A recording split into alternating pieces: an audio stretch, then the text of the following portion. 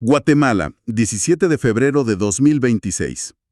Hoy vamos a analizar las diferentes caras del Estado guatemalteco a través de su diario oficial. Veremos cómo en un solo día puede actuar como un guardián muy estricto, un proveedor de alimentos y también como un registrador de los momentos más íntimos en la vida de la gente. En el menú, se declara un estado de prevención en todo el país. Se autoriza la importación masiva de maíz blanco. Se le da vida a un nuevo sindicato. Y, bueno, nos asomamos un poco a la vida de las personas a través de matrimonios y hasta cambios de nombre. A ver, metámonos de lleno en esto. Lo primero es sin duda lo más fuerte. El decreto gubernativo número 2/2026. El gobierno declara un estado de prevención en toda la República. Suena bastante serio. Y lo es, ¿eh? La justificación oficial es que es una medida para seguir combatiendo a las maras y pandillas. Aparentemente intensificaron sus ataques después de que el gobierno se negara a negociar con personas privadas de libertad. El objetivo, según el documento, es prevenir perturbaciones graves de la paz. Entiendo el porqué, pero ¿qué significa esto para la gente común y corriente? O sea, si uno sale a la calle, ¿en qué le cambia la vida este decreto? Le cambia en cosas muy, muy fundamentales. El artículo 5 le da al gobierno un poder considerable. Por ejemplo, puede limitar o de plano impedir reuniones al aire libre y manifestaciones públicas. Es decir, el derecho a la protesta queda, pues, en suspenso. O sea que, para que quede claro, si un grupo de vecinos quiere protestar pacíficamente porque no arreglaron una calle, Teóricamente sí, la policía podría disolverlos. así sin más, Y aquí viene un detalle clave. El decreto les permite disolver por la fuerza cualquier grupo donde se usen armas o violencia. Pero, y esto es lo más impactante, pueden hacerlo sin necesidad de una advertencia previa. wow, Esto elimina un paso que es crucial en los protocolos de derechos humanos para el manejo de multitudes. vaya. Y no se queda ahí, ¿verdad? Leí algo también sobre el control del movimiento de la gente. Justo eso iba. También pueden prohibir que la gente circule o estacione sus carros en ciertos lugares y a ciertas horas. Incluso pueden impedir que los vehículos salgan de sus ciudades o pueblos. Es un control, la verdad, bastante estricto de la libre locomoción. Pero aquí es donde la cosa se pone, pues, contradictoria, ¿no? Porque el mismo texto que te quita estos derechos, de alguna manera te los recuerda. Dice que todo esto no puede ir en contra de la Constitución ni del derecho internacional. Es como si pusiera las reglas y luego dijera, pero ojo, sin pasarse. Has dado en el clavo con esa tensión. Es la parte más fascinante desde un punto de vista legal. Por un lado, le das un poder, digamos, inmenso al Ejecutivo para actuar rápido. Por otro, el mismo decreto reconoce sus límites. Cita la Convención Americana sobre Derechos Humanos, el Pacto Internacional de Derechos Civiles y Políticos. Específicamente dice que no se pueden limitar las garantías judiciales indispensables. Entonces, es como una especie de salvaguarda legal. Como si dijeran, tenemos este poder de emergencia, pero somos conscientes de que no es un cheque en blanco. Exactamente, y no es solo una declaración para quedar bien, es un ancla legal. Es la frase que los activistas y abogados seguramente usarán en los tribunales para desafiar cualquier exceso de poder. El texto insiste en que las medidas deben ser estrictamente limitadas a la exigencia de la situación, lo cual, claro, deja la puerta abierta a la interpretación. ¿Y todo este poder por cuánto tiempo? El artículo 4 lo fija en 15 días. ¿15 días? Suena a poco, pero ¿es un plazo estándar para esto? ¿Qué impide que, si la emergencia no se resuelve, simplemente lo renueven una y otra vez? Esa es una pregunta excelente, porque ahí está el riesgo. 15 días es un plazo común para estas medidas iniciales. El problema es el potencial de las prórrogas. Si la situación de seguridad no mejora, pues el gobierno podría verse tentado a extenderlo. Y lo que empieza como algo temporal y excepcional podría convertirse en una normalidad restrictiva. Entiendo. Y veo que esto tiene un respaldo político total. Lo firman el presidente, Bernardo Arévalo, la vicepresidenta Karine Herrera y además todo el Consejo de Ministros. ¿Qué mensaje político envía eso? Envía un mensaje de unidad, de responsabilidad compartida. No es una decisión presidencial aislada, que podría verse como más autoritaria. Al firmarlo todo el gabinete, se presenta como una acción de Estado, consensuada. Políticamente es más sólido, aunque bueno, también hace a todos los ministros corresponsables de las consecuencias. Y en medio de todo esto, un detalle que casi se me pasa y me parece increíble. El artículo 8 ordena la traducción del decreto a los idiomas nacionales a través de la Academia de Lenguas Mayas. Es un detalle que dice muchísimo. Por un lado, el Estado está mostrando su cara más dura, la del control, y por otro, hace un esfuerzo explícito por comunicarse en la lengua de todas sus comunidades. Reconoce la diversidad del país incluso cuando está limitando derechos. Es una muestra de que el poder, para ser efectivo, necesita ser entendido. Así que tenemos a un Estado mostrando su faceta más dura, la del control en las calles. Pero otro documento del mismo día nos muestra una preocupación por una seguridad completamente distinta, pero igual de vital, la que está en la mesa de cada familia. Exacto. Y pasamos del Ministerio de Gobernación al de Economía. El tema ahora es el Acuerdo Ministerial 124-2026, y el protagonista es el maíz blanco, la base de la dieta guatemalteca. Así es. El acuerdo autoriza importar 65,000 toneladas métricas de maíz blanco sin pagar nada de arancel. Un impuesto del 0% desde abril hasta fin de año. Y la justificación oficial es una frase bastante directa, ¿eh? El Ministerio de Agricultura informa que la producción de dicho producto no es suficiente para abastecer las necesidades de los guatemaltecos para el año 2026. Se está actuando para prevenir un desabastecimiento y, por ende, una crisis de precios. Claro, pero esa frase, la producción no es suficiente, abre un mundo de preguntas. ¿A qué se debe? ¿Es un mal año por el clima, sequías, o es un problema más profundo de políticas agrícolas que quizá no apoyan al productor local? Esa es la pregunta del millón.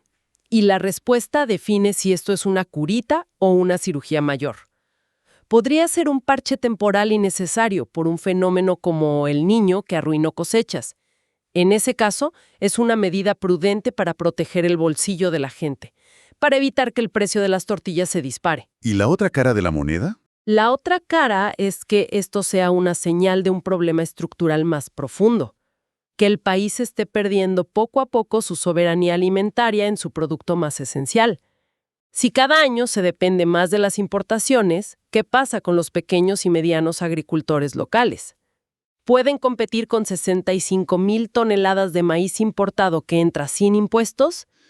Es un dilema clásico. Ayudas al consumidor de la ciudad hoy, pero quizá perjudicas al productor del campo mañana. Y aquí vemos esa segunda cara del Estado en un mismo día.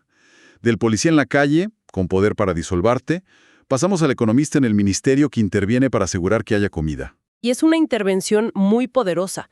Jugar con los aranceles es una de las herramientas más fuertes que tiene un gobierno para moldear la economía. En este caso, la prioridad es clara: garantizar el régimen alimenticio de la población. El Estado se posiciona no solo como guardián del orden, sino como proveedor. Uno restringe libertades, el otro subsidia alimentos. Ambas acciones, desde su perspectiva, buscan la estabilidad. Y justo cuando pensábamos que ya habíamos visto las dos caras principales, el Estado nos muestra una tercera. No solo controla y provee, también organiza y habilita a la sociedad. Exacto. Nos movemos ahora al Ministerio de Trabajo, con una resolución que a primera vista parece un trámite más, pero que encaja perfecto en esta conversación. Se trata del reconocimiento de la personalidad jurídica de un nuevo sindicato. El Sindicato de Trabajadores y Trabajadoras de la Municipalidad de Barberena del Departamento de Santa Rosa. Me encanta el acrónimo que crearon. Citramunibarbe. Suena a grupo musical. Suena potente, sí. Pero más allá del nombre, lo que esto significa es que el Estado está formalizando y dando amparo legal a una nueva organización de trabajadores. Les está diciendo: ustedes tienen derecho a asociarse, a negociar colectivamente, y nosotros, el Estado, lo reconocemos y protegemos. Es que me vuela la cabeza el contraste. En la mañana, el gobierno publica un decreto que te dice: cuidado con reunirse en la calle. Y en la tarde, en el mismo diario, publica otro que te dice: claro que sí, aquí tienen el permiso oficial para organizarse como trabajadores. ¿Cómo se come eso? Me parece que has dado con la esencia de lo que es un Estado de derecho, por más imperfecto que sea. Las funciones del gobierno no son monolíticas. Es un conjunto de ministerios, leyes y obligaciones que a veces tiran en direcciones opuestas. Un gobierno puede sentir en el área de seguridad que necesita restringir libertades, mientras que en el área laboral está legalmente obligado por la Constitución y por convenios internacionales como el 87 de la OIT que se cita aquí, a fomentar esas mismas libertades.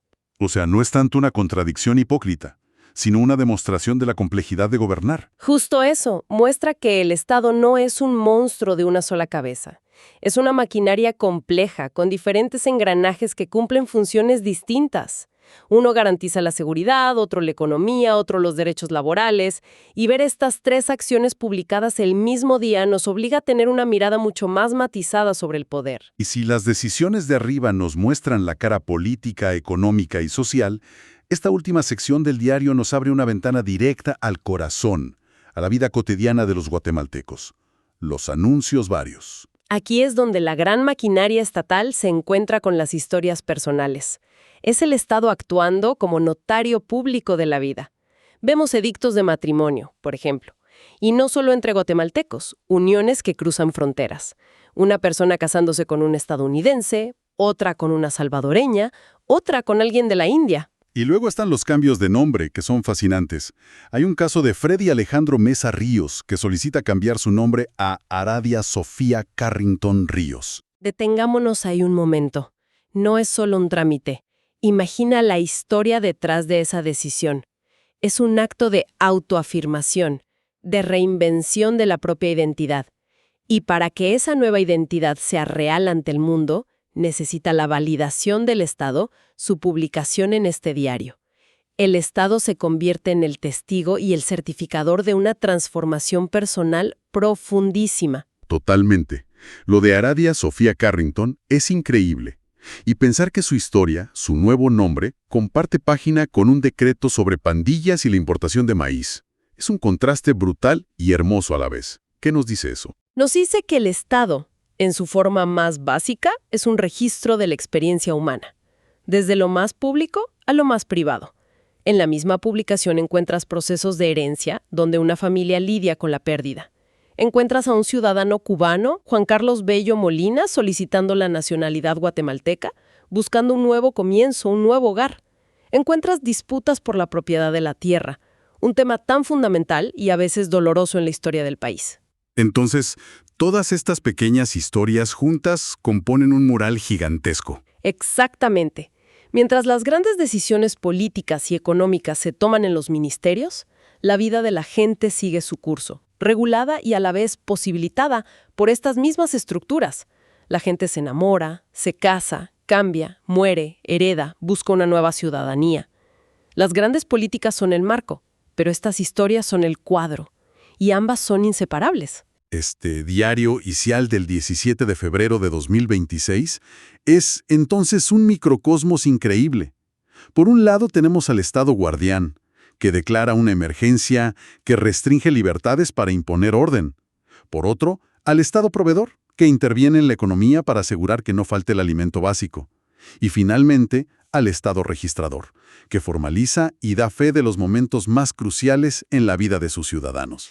Y todo esto nos deja con una pregunta, flotando en el aire. Para la persona de a pie, para el ciudadano promedio, ¿cuál de estas caras del Estado es la que más siente en su día a día? ¿La que le prohíbe protestar? ¿La que le asegura el precio de las tortillas? ¿O la que certifica su matrimonio o el nuevo nombre con el que se identifica? Porque la respuesta a esa pregunta define, al final, la verdadera relación que cada quien tiene con el poder.